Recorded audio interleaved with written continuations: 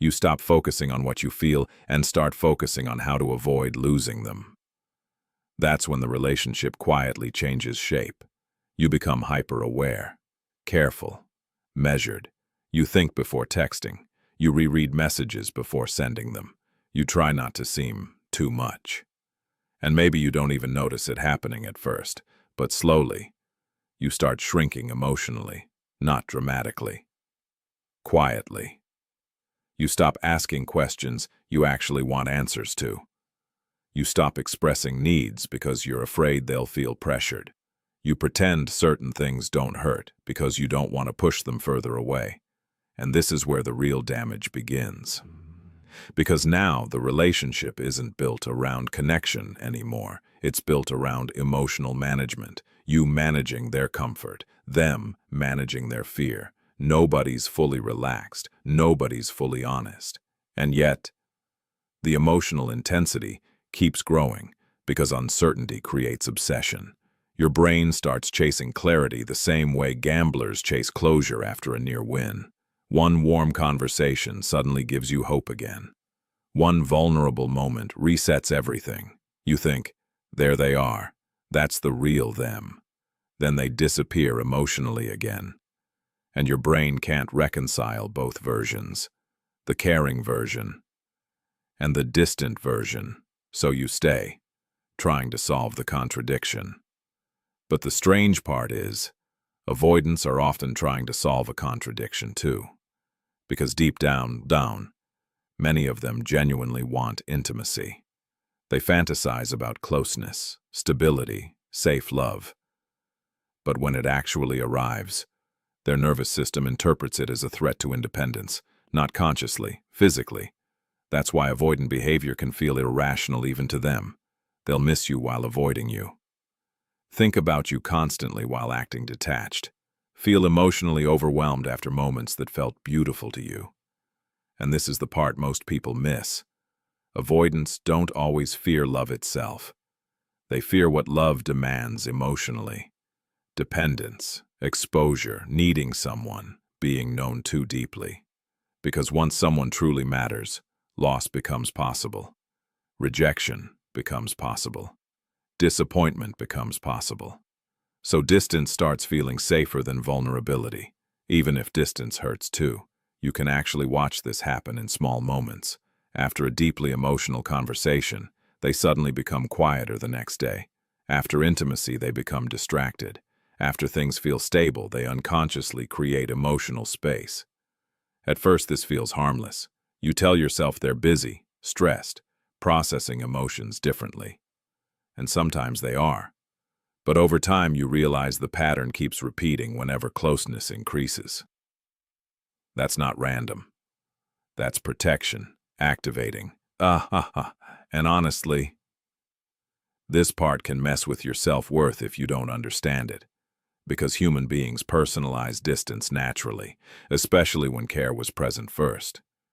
You start wondering, what changed about me? But usually, the answer has nothing to do with your worth. The connection became emotionally real, that's what changed. And for someone avoidant, emotional reality can trigger survival instincts they don't even fully understand themselves, which creates one of the most painful dynamics imaginable. They care, but they retreat. They want closeness, but closeness dysregulates them. And if you're someone anxious or emotionally expressive, their withdrawal activates your deepest fears too. So now both people are reacting from fear while trying to protect themselves from pain. One chases reassurance, the other escapes pressure. One moves closer, the other pulls away. And neither person fully understands why the cycle keeps happening. That's why these relationships often feel addictive, not peaceful. Addictive. Because intermittent emotional connection is psychologically powerful. Your brain becomes attached to relief, to moments of warmth returning, to emotional breakthroughs. You start living for the moments they finally soften again, and this changes your behavior in ways you don't notice immediately. You become emotionally exhausted while still feeling emotionally hooked. You spend entire evenings staring at your phone trying not to text first. You overanalyze pauses in conversation like they contain hidden meaning. You replay their vulnerable moments because those moments feel more real than the distance. And maybe the hardest part, because those are two completely different things. Understanding someone means seeing their patterns clearly. Rescuing someone means believing your love can heal patterns they haven't chosen to confront themselves. And people confuse those constantly, especially empathetic people, especially people who grew up earning affection through patience, emotional labor, or self-sacrifice. You tell yourself, if I stay calm enough, they'll feel safe. If I love them correctly, they'll stop pulling away. If I prove I'm different, they'll finally trust closeness. But here's the painful truth. You cannot build emotional safety for someone who still experiences intimacy as danger. They have to participate in that process too. And this changes everything. Because suddenly you stop romanticizing an emotional unavailability as depth. You stop treating inconsistency like hidden passion. You stop confusing emotional starvation with love. And honestly, a lot of people don't want to hear that. Because hope is addictive, especially when you've already emotionally invested so much. You keep waiting for the version of them you glimpsed in rare moments, the softer version, the emotionally open version, the version that held eye contact too long and accidentally revealed how much they cared. That version exists. That's what makes this so hard. But occasional emotional availability cannot sustain a relationship by itself. A connection cannot survive only on potential. And deep down, you already know that. You feel it during quiet moments, like when you're lying in bed staring at the ceiling after another emotionally confusing conversation. Or when you finally stop distracting yourself long enough to admit how anxious this dynamic actually makes you feel. Because your body always knows before your mind accepts it. Your body notices the tension, the waiting, the unpredictability, the emotional guessing game. You start feeling relief from small signs of affection because emotionally you've been surviving on crumbs. And that realization hurts, especially if you're someone who keeps telling yourself, but they care. Maybe they do. That's not always the question. The real question is, can they stay emotionally present when care becomes vulnerable? That's where avoidant patterns usually reveal themselves most clearly. Not during attraction. During intimacy. Because attraction is exciting, intimacy is exposing. Attraction allows fantasy, distance, control. But intimacy slowly removes emotional hiding places. It asks for consistency, communication, emotional accountability. And for avoidance, that level of emotional closeness can trigger shame they don't know how to explain. Because many avoidant people secretly believe needing others makes them weak, or burdensome, or emotionally unsafe. So instead of expressing vulnerability directly, they deactivate emotionally. They become busy, distracted, detached, harder to reach.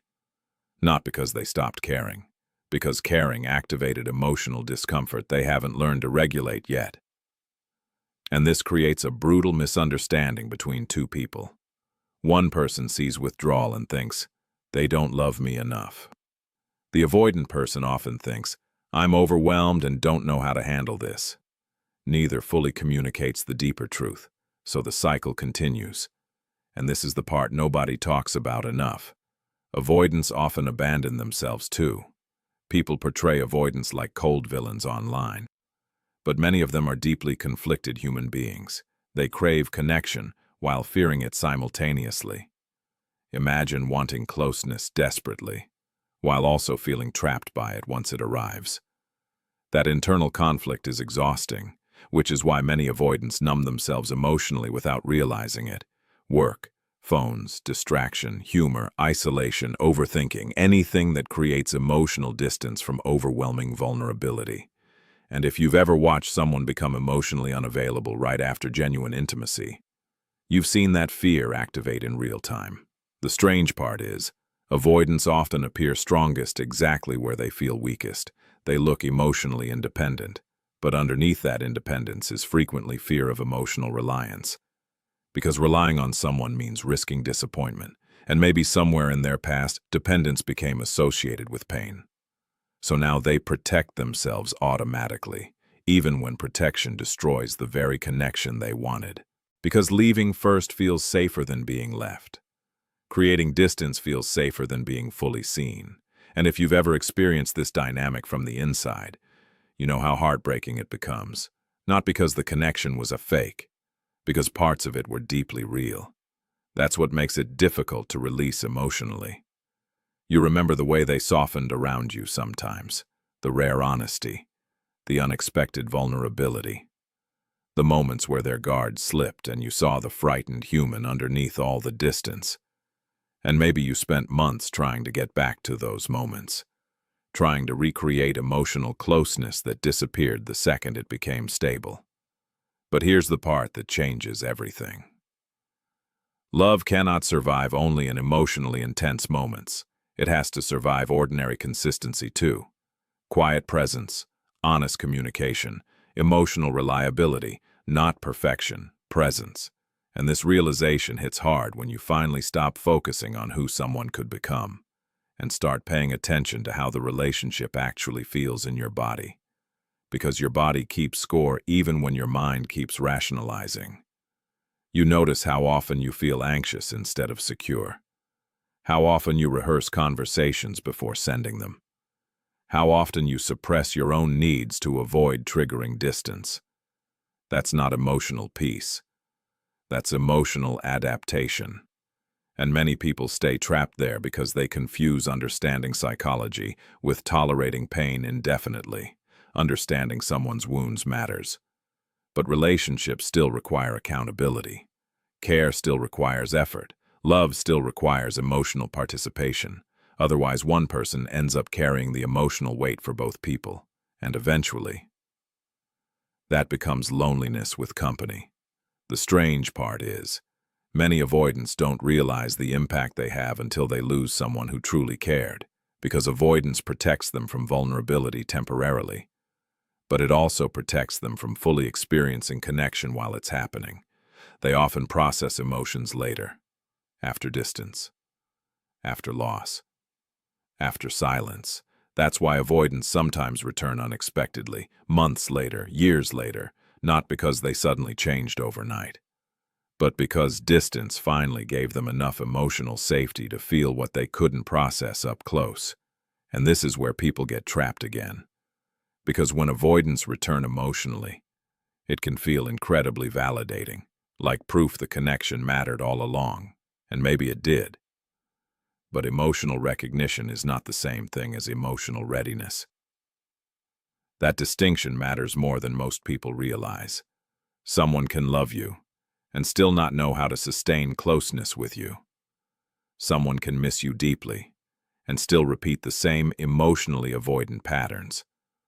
Love alone does not automatically heal relational wounds.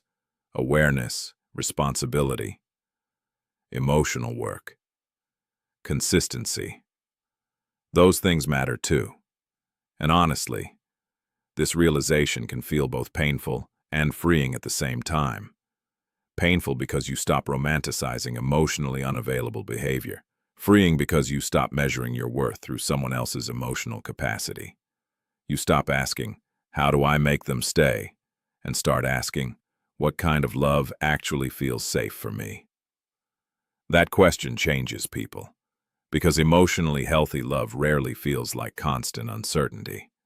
It doesn't require abandoning yourself to maintain connection. It doesn't make you feel emotionally disposable every time intimacy deepens. Healthy love still has conflict, fear, imperfection, but it doesn't consistently punish vulnerability. And maybe this video wasn't only about avoidance, maybe part of it was about you too. About why emotionally unavailable people feel so emotionally magnetic sometimes. About why inconsistency can become addictive. About why some people feel more comfortable chasing love than peacefully receiving it. Those patterns don't appear randomly. They usually come from somewhere deeper. And once you recognize them, you start seeing your relationships differently, not through fantasy, not through fear, but through emotional clarity. You stop confusing longing with compatibility. You stop trying to decode every mixed signal like your happiness depends on solving someone else emotionally, and slowly, you begin returning to yourself. That's the part people rarely talk about after emotionally confusing relationships. The return. The quiet moment where you stop obsessing over their behavior long enough to notice your own exhaustion. Where your nervous system finally gets tired of surviving uncertainty. Where peace starts looking more attractive than emotional intensity. And maybe that's maturity.